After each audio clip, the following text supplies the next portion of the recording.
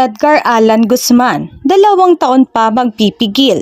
Kasal nila ni Shaira Diaz sa 2026 pa magaganap.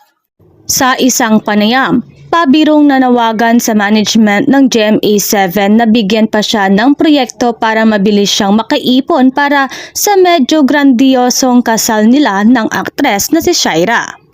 Ayon kay EA, sa taong 2026 pa nakatakda ang kasal nila ng kanyang fiancé at balak nila sa isang simbahan sa Metro Manila ito maganap. Kaya 2 taon pa siyang magpipigil para busilak na haharap sa dambana ang aktres. Ayon kay EA, 11 years nga natiis niya, diba? Bakit yung ilang taon na lang na talagang magiging asawa na niya si Shaira? Iginiit din ng aktor na isa lamang ang dahilan kung bakit natiis niya na walang naganap sa kanila ni Shaira at yun ang pagmamahal niya sa aktres.